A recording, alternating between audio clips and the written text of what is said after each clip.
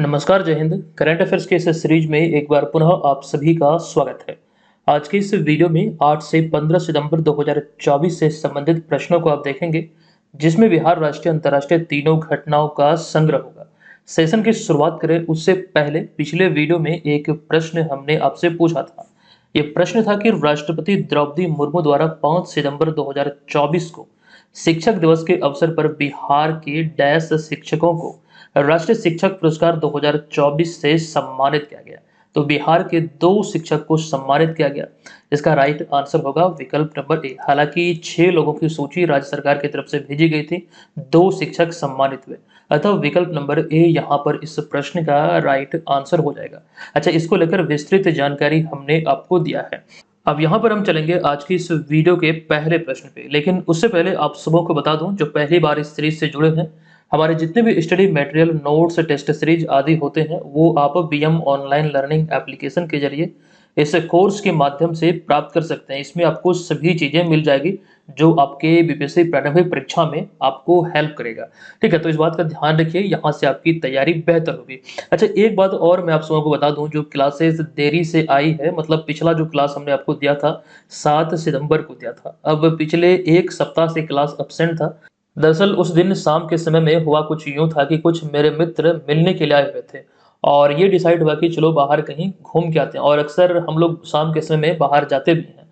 तो इसी दौरान रास्ते में ये डिसाइड हुआ कि बाबा की नगरी जाना है, बाबा का दर्शन करना है। तो बस कुछ लोग जिद ज़्यादा करने लगे और उधर से ही, जो हम लोग बाहर निकले थे, उधर से ही गाड़ी बाबा धाम की तरह मोड़ दिया गया। दरअसल अब यहाँ पे प्रॉब्लम ये खड़ा हो गया कि जिस कंप्यूटर पीसी से हम क्लासेस की सारी चीज़ें अपडेट करते हैं आप सबों के बीच, वो ऑफिस में ही छूट गया, जिस वजह से हम आपको नोटिफिकेशन नहीं दे पाए और परिणाम ये हुआ कि कुछ दिन क्लासेस अब्सेंट हो गया। अब एक बात यहाँ पर ये भी समझिएगा, ये बात बिल्कुल सत्य है। पिछले 2-3 वर्षों से मैं ये डिसाइड कर रहा हूँ, ये प्लानिंग कर रहा हूँ कि मैं बाबा धाम जाऊँगा, बाबा की नगरी जाऊँगा, दर्शन करूँगा, जल चढ़ाऊँगा, लेकिन ये मतलब हो नहीं पा रहा था। और इस बार देखिए अचानक से बिना किसी मतलब कह सकते हैं एक प्रकार की बिना किसी योजना के हम बाबा धाम पहुँचे, दर्शन हुआ, जल चढ़ाए और बहुत अच्छा लगा। एक कहावत सनातन धर्म में कहा जाता है कि जब तक बुलावा आपका नहीं आता है तब तक आप नहीं जा पाएंगे। कुछ ना कुछ यहाँ पर दुविधा जरूर उत्पन्न हो जाएगी। देखिए यहाँ पर बात यही है कुल मिला के कि बुलावा हमारा था और बिना किसी योजना के हम लोग तुरंत मतलब खास करके प्लानिंग हुआ, तुरंत निकल गए। तो कुल मिला के बात यहाँ पर यह है कि बिना किसी योजना के, बिना किसी तैयारी के, हम लोग कपड़ा भी नहीं लिए थे बाबा धाम का, वो रास्ते में ही हम लोगों ने लिया। तो हम लोग बाबा धाम गए, बस दिक्कत ये रहा कि क्लासेस कुछ दिन अब्सेंट रही, लेकिन अब यहाँ पर हम पूरी निरंतरता के साथ आपको क्लासेस देंगे। ठीक है, ये चीज़ को लेकर श्योर रहिएगा। और जो क्लासेस आपके छूटे हैं वो प्रश्नों को हमने इसमें कवर करने का प्रयास किया है। हालांकि पीडीएफ में हम वो चीज़ें आपको दे देंगे जिससे आपकी तैयारी बेहतर होगी। और जो आपको ध्यान रखना, मंथली हमारा नोट्स आता है, जुलाई तक का अपडेट किया गया है, अगस्त का अपडेट होना बाकी है, 2 से 3 दिन में वो भी अपडेट हो जाएगा। अभी सितंबर चल रही है, सितंबर समाप्त होगा तो सितंबर वाला भी आपको अपडेट किया जाएगा। ठीक है, चलिए सेशन की शुरुआत करते हैं। आज की इस वीडियो में 40 प्रश्न है, सभी को ध्यान से देखिएगा, बहुत महत्वपूर्ण प्रश्नों का संग्रह इसमें आपको देखने को मिलेगा। देखिए पहला प्रश्न है कि 13 सितंबर 2024 को बिहार विकास मिशन द्वारा 7 निश्चय के कार्यों को लेकर जारी जिलों की रैंकिंग में, जो कि ये जो रिपोर्ट है जो भी हाल ही में जारी हुई बिहार विकास मिशन द्वारा सितंबर 2024 में, लेकिन ये आधारित है जुलाई 2024 पर, इस बात का ध्यान रखिएगा। तो कौन सा जिला 76.22 अंक के साथ सर्वोच्च स्थान पर रहा है, जबकि बक्सर और नालंदा जिला क्रमशः दूसरे और तीसरे स्थान पर रहा। जो कि यहाँ पर आप देख सकते हैं बक्सर का जो अंक रहा ये 74.90, नालंदा का 74.21। यहाँ पर प्रश्न में पूछा गया कौन सा जिला 76.22 अंक के साथ सर्वोच्च स्थान पर रहा। ये 7 निश्चय के कार्यों का जो मतलब खास करके जो योजना है इसके क्रियान्वयन के लिए, तो इसमें जो राइट आंसर यह है विकल्प नंबर ए, यानी कि अररिया जिला। विकल्प नंबर ए यहाँ पर इस प्रश्न का राइट आंसर होगा। देखिए अगर हम 7 निश्चय योजना की बात करें तो वर्तमान में इसका फेज 2 चल रहा है, यानी कि चरण 2 चल रहा है। अब इसको लेकर मुझे लगता है कि आपको जानकारी देना बहुत आवश्यक है। देखिए फेज 1 की जो शुरुआत हुई थी, यानी कि जो पार्ट 1 की इसकी शुरुआत हुई 2015 में, 2020 तक चली। इसके तहत जो 7 योजनाएं हैं जो इसमें निहित है वो आप यहाँ पर देख सकते हैं। फेज 1 की बात हम इधर कर रहे हैं, ठीक है, लेकिन आपको इस बात का ध्यान रखना है, अगर हम बात करें पार्ट 2 यानी कि फेज 2 की, तो इसकी शुरुआत हुई है 2020 से 2025 तक ये संचालित होगी। ये बात आपको ध्यान रखना, वर्तमान में इसका फेज 2 चल रहा है। इसमें ध्यान दीजिए, पहला पॉइंट है युवा शक्ति बिहार की प्रगति। उसके बाद सतत महिला, सक्षम महिला, हर खेत को सिंचाई के लिए पानी, स्वच्छ गांव, समृद्ध गांव, स्वच्छ शहर, विकसित शहर, सुलभ संपर्कता और सबके लिए स्वास्थ्य सुविधा। ये चीजें आपको याद रखना है, आपसे पूछा जा सकता है। प्रश्न अराइज होंगे कि 7 निश्चय पार्ट 2 में क्या निहित नहीं है या फिर क्या निहित है, विकल्प आपको यहां से दिए जाएंगे। लेकिन इन सब में एक जानकारी मैं आपको देने वाला हूं इस वाले पॉइंट से। देखिए 2023 में जो बिहार का 111वां स्थापना दिवस मनाया गया था, कौन सा, तो 111वां स्थापना दिवस, जिसका थीम था युवा शक्ति बिहार की प्रगति। ये 7 निश्चय योजना पार्ट 2 से ही लिया गया था, यही एग्जैक्ट इसका थीम था, युवा शक्ति बिहार की प्रगति। जबकि 2022 में जो 110वां बिहार दिवस मनाया गया था, उसका थीम था जल जीवन हरियाली, ये भी ध्यान रखिए। लेकिन 2024 में जो 112वां स्थापना दिवस मनाया गया है, इस वर्ष इसका कोई भी निर्धारित थीम नहीं है। रीजन यही है कि इस वर्ष कोई भी राजकीय समारोह आयोजित नहीं हुआ, जिस वजह से इसका कोई थीम निर्धारित नहीं किया गया है। और बिहार दिवस कब से मनाया जा रहा है, तो 2010 से। बिहार कब अस्तित्व में आया, तो 22 मार्च 1912 को बंगाल प्रेसिडेंसी से अलग होकर अपना बिहार भारत के 12वें राज्य के रूप में अस्तित्व में आया था। इस चीज को ध्यान रखिएगा। दूसरा प्रश्न है कि बिहार का पहला आधुनिक सीमन स्टेशन किस जिले में है, जिसे हाल ही में 13 सितंबर 2024 को भुवनेश्वर उड़ीसा में भारत सरकार द्वारा ए ग्रेड सीमन स्टेशन में शामिल किया गया है। आई होप यहाँ पर इसका अर्थ आप समझ रहे हैं। अगर आप लोग नहीं समझ पा रहे हैं तो कमेंट बॉक्स में जरूर लिखिएगा। तो देखिए, बिहार का पहला सीमन स्टेडियम बिहार के पूर्णिया में है, जिसे अभी हाल ही में भारत सरकार द्वारा भुवनेश्वर उड़ीसा में ये ए ग्रेड सीमन स्टेशन में, मतलब इस सूची में शामिल किया गया है। तो प्रश्न यहाँ से अराइज हो सकते हैं। ये बिहार का पहला आधुनिक सीमन स्टेडियम पूर्णिया में है। नेक्स्ट तीसरे प्रश्न पे आते हैं। प्रश्न है कि हालिया घोषणा के अनुसार उत्तर बिहार के 6 जिले जल्द वाईफाई से लैस होंगे। बीएसएनएल द्वारा ये कार्य प्रगति पर है, कार्य संचालित हो रही है। ये बात यहाँ पर हो रही है उत्तर बिहार के बारे में। ठीक है, इस चीज को, मतलब इस कार्य को किसके द्वारा कार्यान्वित किया जा रहा है, तो बीएसएनएल द्वारा। अब इसी में एक प्रश्न हमने डाला है, क्योंकि कुछ दिन पहले ये खबरों में था और यहाँ पर हमने आपके समक्ष रखा है। बताएं कि सभी पंचायतों को वाईफाई से लैस करने वाला बिहार का पहला जिला कौन सा है। फरवरी 2024 में ये खबरों में था। देखिए, अगर हम बात करें सभी पंचायतों को वाईफाई से लैस करने वाला बिहार का पहला जिला का, तो ये जिला है बेगूसराय। अतः विकल्प नंबर ए यहाँ पर इस प्रश्न का राइट आंसर हो जाएगा। नेक्स्ट चौथे प्रश्न पे आते हैं। प्रश्न है कि काको जहानाबाद बिहार, जहानाबाद जिला है बिहार का, एक स्थान है यहाँ पर काको। तो काको जहानाबाद में किस तिथि को हाल ही में सूफी महोत्सव 2024 का आयोजन किया गया है। तो ये आयोजन अभी हाल ही में किया गया 13 सितंबर 2024 को। देखिए, आपके बीपीएससी टीआरई एग्जाम में थावे महोत्सव को लेकर 2023 वाला जो थावे महोत्सव था, वहां से प्रश्न बना है। तो जितने भी महोत्सव बिहार में आयोजित होते हैं, उसको लेकर हम जानकारी आपको देते रहते हैं समय समय पर। सभी चीजों को ध्यान रखिएगा, पीडीएफ को एकदम पढ़ते रहिएगा, रिवाइज करते रहिएगा, चीजें अपडेट होती रहेगी, नहीं तो पिछला वाला आप भूलते जाएंगे। ठीक है, तो ये सारी चीजें इंपॉर्टेंट हो जाती है। अगर बात करें सूफी महोत्सव की, तो ये 13 सितंबर 2024 को हाल ही में काको जहानाबाद में ये खास करके आयोजित किया गया है।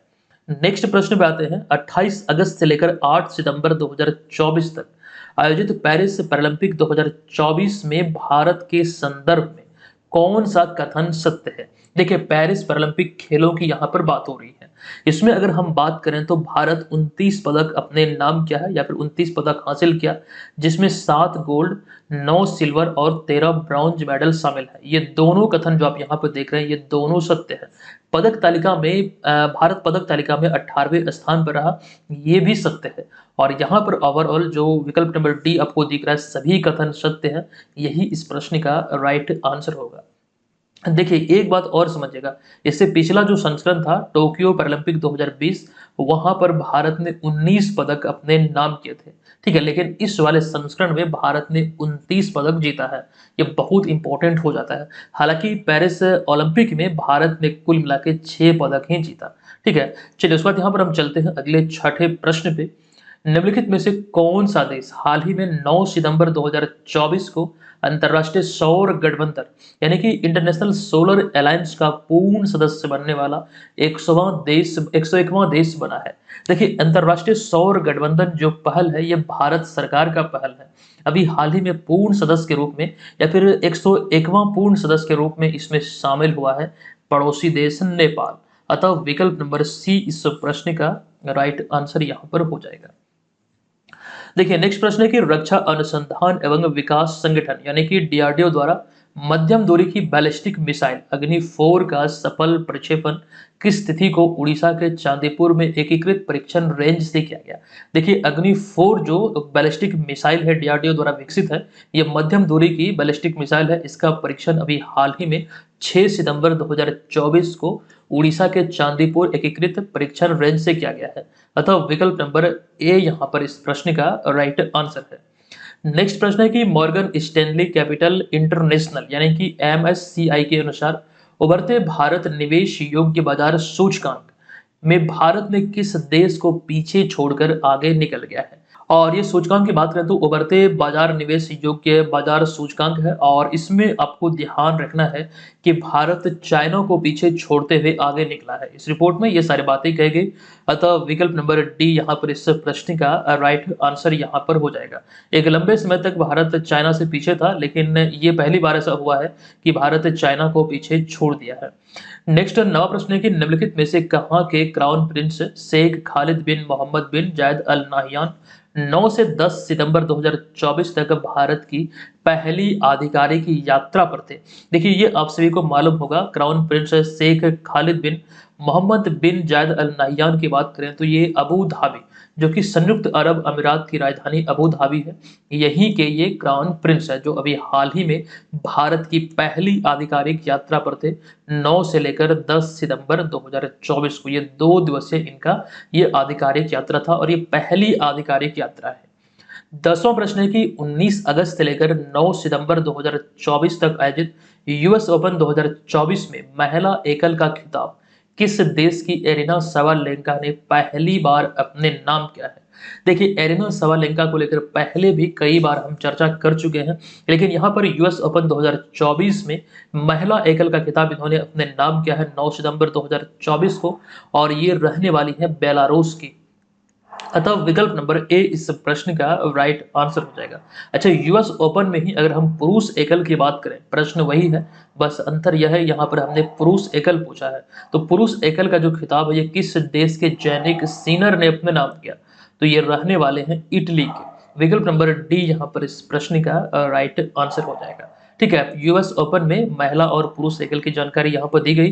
नेक्स्ट प्रश्न है कि निम्नलिखित, अच्छा एक बात और, जो यूएस ओपन जो आयोजित हुआ ये 19 अगस्त से लेकर 9 सितंबर 2024 तक।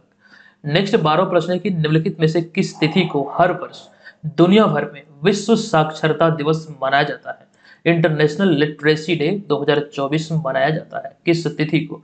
तो राइट आंसर होगा 8 सितंबर 2000 यानी कि 8 सितंबर को। और आपको बता दूं कि प्रत्येक वर्ष 8 सितंबर को मैं अपना जन्मदिन भी सेलिब्रेट करता हूं, ये विश्व साक्षरता दिवस के दिन, इसी दिन मेरा जन्म हुआ था। तो विकल्प नंबर बी यहाँ पर इस प्रश्न का राइट आंसर हो जाएगा।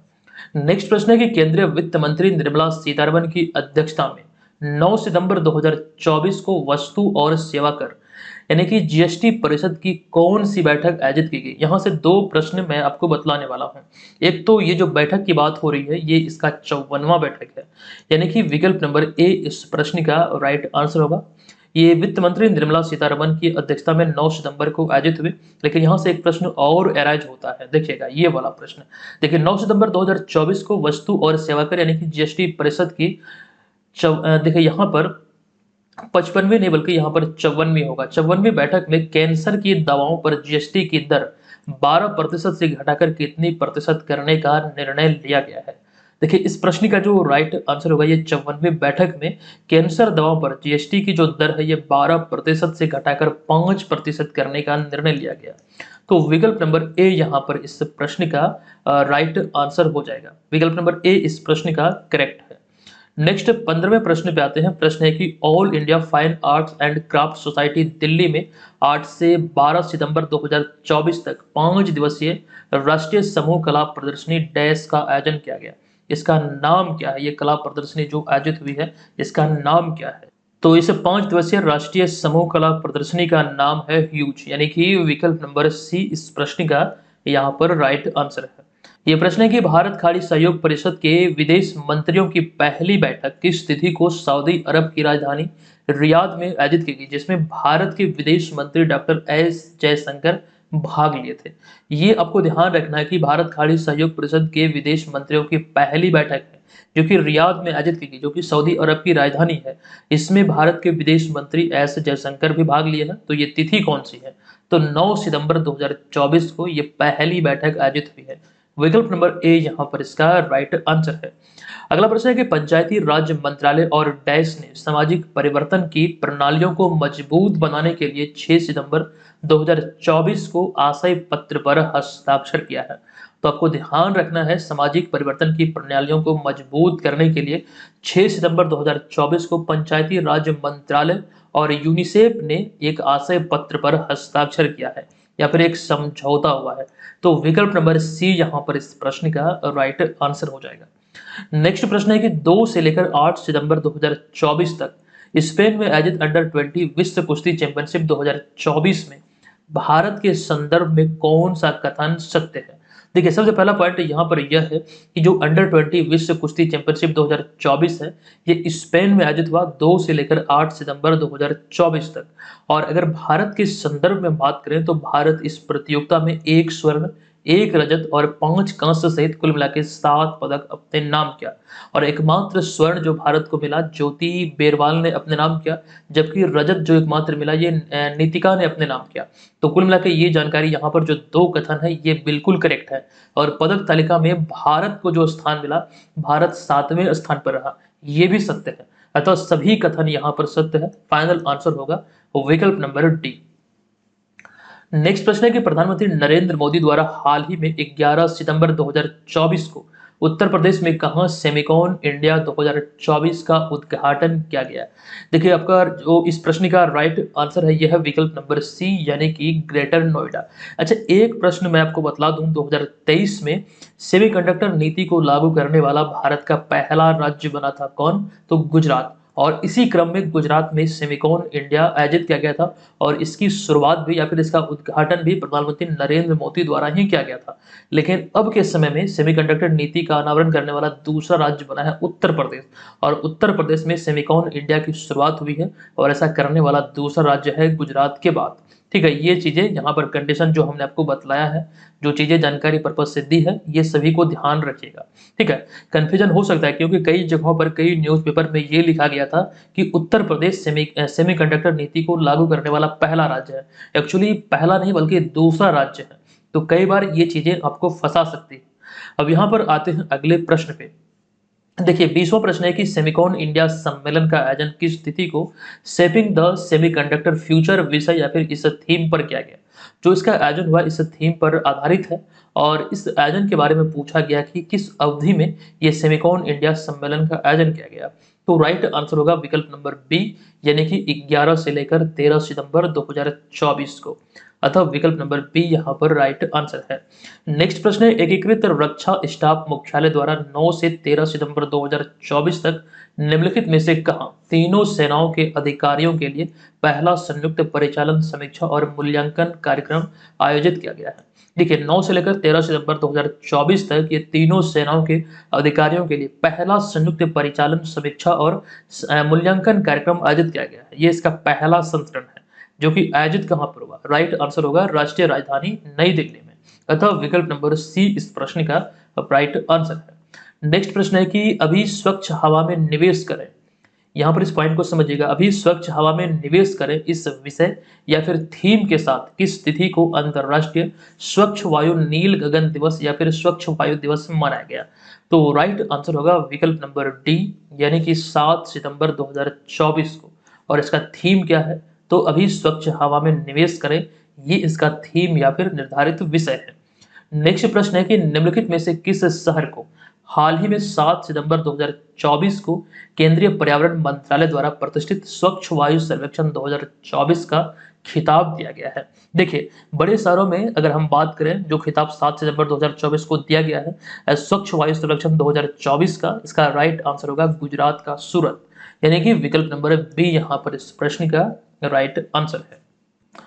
अब यहाँ पर अगला 24 नंबर प्रश्न है कि टाइम मैगजीन द्वारा हाल ही में सितंबर 2024 में, यहाँ पर 25 नहीं बल्कि सितंबर 2024 की हम बात कर रहे हैं, तो सितंबर 2024 में किसे प्रौद्योगिकी और आर्टिफिशियल इंटेलिजेंस क्षेत्र के सबसे अधिक महत्वपूर्ण लोगों की सूची में शामिल किया गया है। ये अभी टाइम मैगजीन द्वारा शामिल किया गया, जो खास करके प्रौद्योगिकी और आर्टिफिशियल इंटेलिजेंस क्षेत्र के जो सबसे अधिक महत्वपूर्ण लोग हैं उस सूची में शामिल किया गया।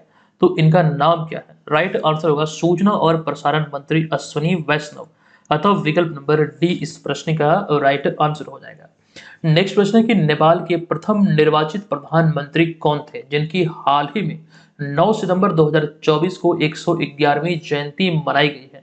तो नेपाल के प्रथम निर्वाचित प्रधानमंत्री का नाम की अगर हम बात करें तो इसका राइट आंसर होगा विकल्प नंबर डी, यानी कि बिंदेश्वर प्रसाद कोइराला, बीपी कोइराला भी आप बोल सकते हैं। बिंदेश्वर प्रसाद कोइराला इनका पूरा नाम है। ये नेपाल के प्रथम निर्वाचित प्रधानमंत्री थे जिनका भी हाल ही में 111वीं जयंती मनाई गई है। नेक्स्ट प्रश्न है कि पेरिस ओलंपिक 2024 में पुरुषों की ऊंची कूद T64 स्पर्धा में प्रवीण कुमार ने कौन सा पदक हासिल किया है? तो राइट आंसर होगा विकल्प नंबर ए, यानी कि यहाँ पर स्वर्ण पदक इन्होंने अपने नाम किया है।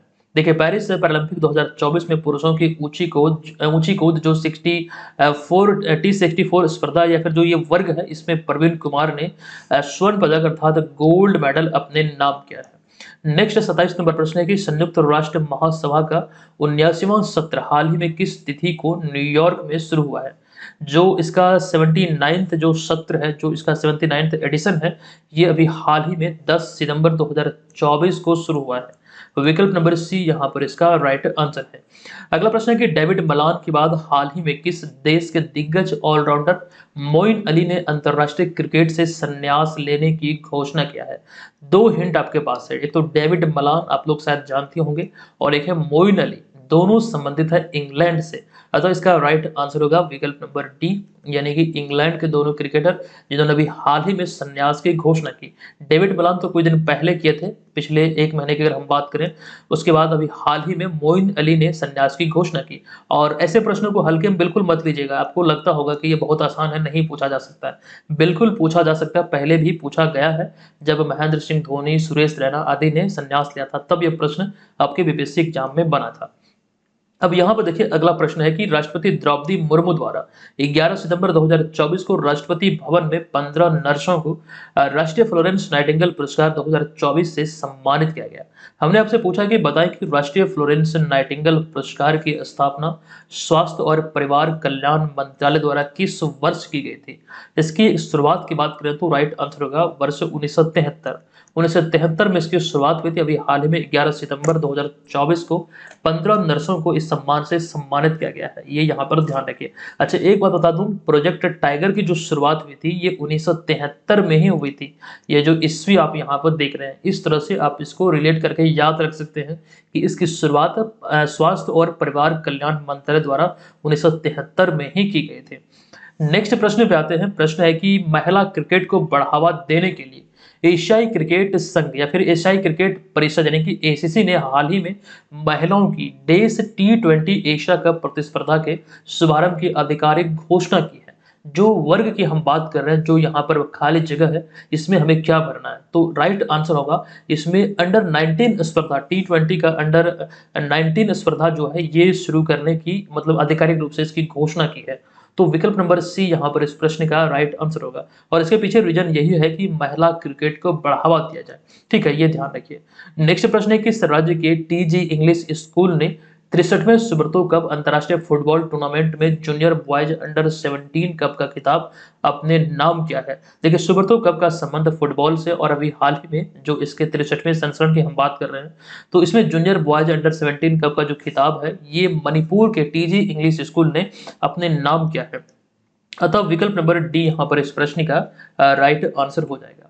अब यहाँ पर अगला 32 नंबर प्रश्न है कि भारत ने किस तिथि को उड़ीसा तट पर स्थित मिसाइल प्रशिक्षण केंद्र से vertical launch short range surface to air missile का सफलतापूर्वक परीक्षण किया है। ये परीक्षण अभी हाल ही में किया गया 12 सितंबर 2024 को। ये vertical launch short range surface to air यानी कि सतह से हवा में मार करने वाले मिसाइल है और अभी हाल ही में इसका यहाँ पर सफलतापूर्वक परीक्षण किया गया उड़ीसा तट पर। तो विकल्प नंबर बी इस प्रश्न का राइट आंसर है। कब किया गया? तो 12 सितंबर 2024 को। ये एक बार पुनः बतला दूं, ये आपको ध्यान रखना, सतह से हवा में मार करने वाली मिसाइल है।